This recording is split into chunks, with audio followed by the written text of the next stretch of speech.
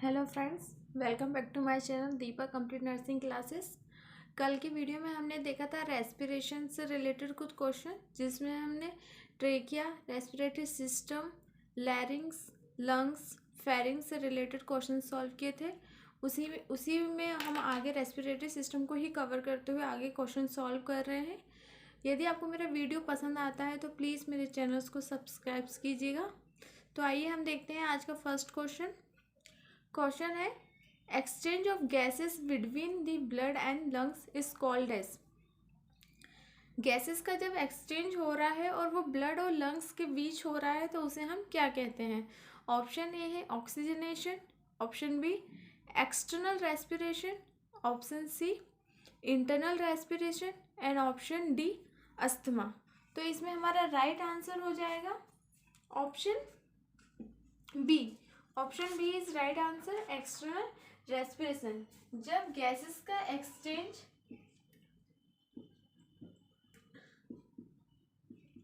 Blood से lungs में हो रहा है, ब्लड और लंग्स के बीच में गैस का एक्सचेंज हो रहा है तो उसे हम एक्सटर्नल रेस्पिरेशन बोलते हैं। और यदि गैसेस का जो एक्सचेंज है वो यदि टिश्यू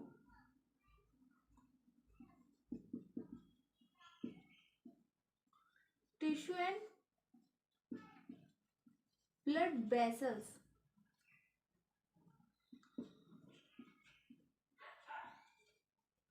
जैसे कि एग्जांपल हम देख लें कैपिलरीज।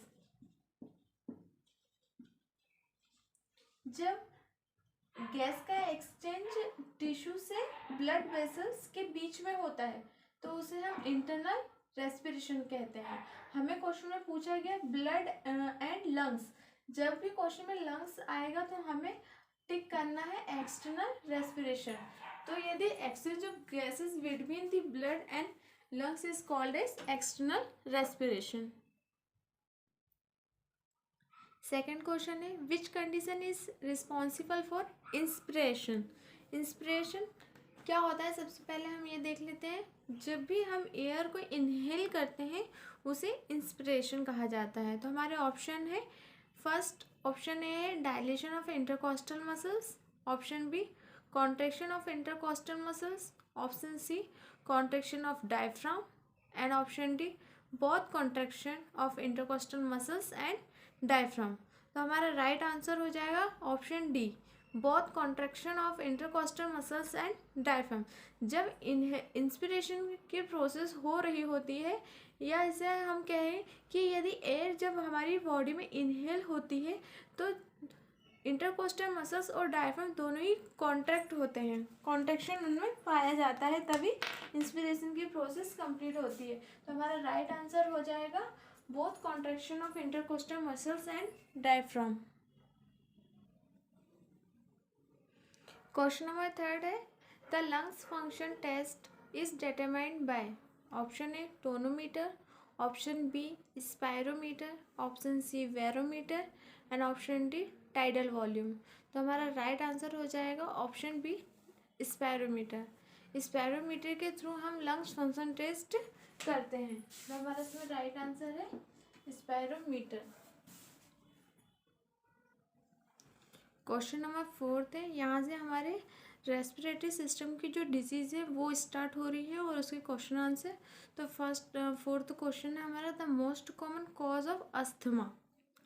अस्थमा एक रेस्पिरेटरी सिस्टम की डिजीज़ है और हमें क्वेश्चन में पूछा गया है कि यदि किसी को अस्थमा है तो उसका मोस्ट कॉमन कॉज क्या है। तो ऑप्शन ए है हमारा allergy, option B microbial infection, option C pneumothorax and option D pulmonary hypertension. तो हमारा राइट आंसर हो जाएगा option A allergy. Allergy is right answer. Asthma देखते हैं क्या होता है।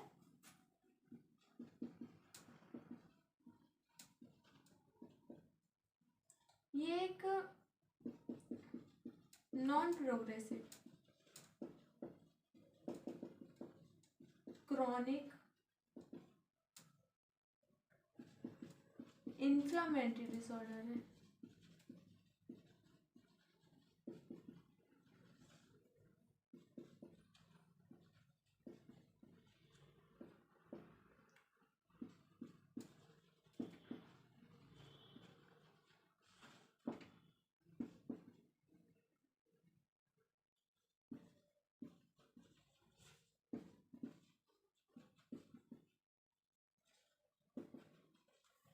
अस्थमा एक नॉन प्रोग्रेसिव क्रॉनिक मतलब लंबे समय से होने वाला एक इन्फ्लामेटरी डिसऑर्डर है, जिसमें इन्फ्लामेशन कहाँ होता है, हमारे एयरवे में होता है, जिससे कि एयरवे में ऑब्स्ट्रक्शन आ जाता है और ये एलर्जी के कारण होता है।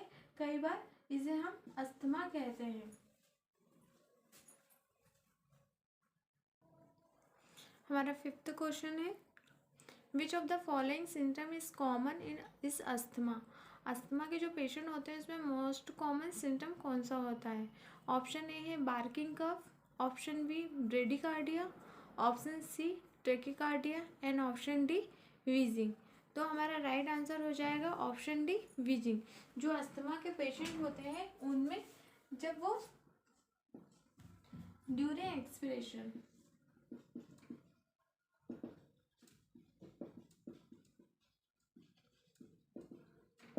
एक सीटी की तरह आवाज आती है, जिसे हम व्हीजिंग साउंड कहते हैं। व्हीजिंग और या से विस्टलिंग साउंड भी कहा जाता है।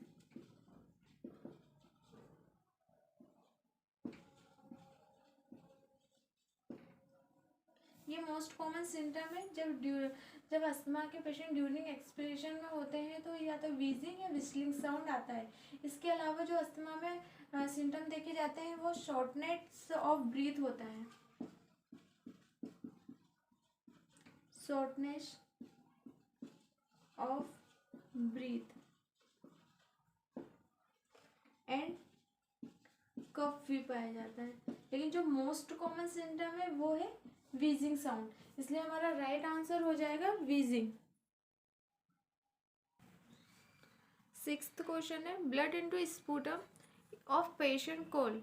यदि किसी पेशेंट को स्पूटम में ब्लड आ रहा है तो उसे हम क्या कहेंगे। ऑप्शन ए है hemoptysis, option B epistaxis, option D hematemesis and option D मिलेना। तो राइट आंसर हो जाएगा हमारा ऑप्शन ए और हेमेप्टोसिस इज राइट आंसर। जब किसी पेशेंट को स्पूटम में ब्लड आता है तो उसे हेमेप्टोसिस कहा जाता है। जब किसी पेशेंट को नोज से ब्लीडिंग होती है तो उसे एपिस्टेक्सिस कहा जाता है। यदि किसी पेशेंट को वॉमिट में ब्लड आ रहा है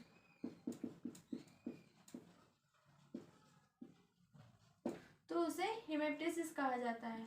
और यदि किसी पेशेंट को स्टूल में आ रहा है तो उसे मिलेना कहा जाता है। और क्वेश्चन में हमसे पूछा गया है sputum of patient cold, blood into sputum of patient cold. तो हमारा राइट आंसर हो जाएगा ऑप्शन ए हेमेप्टोसिस।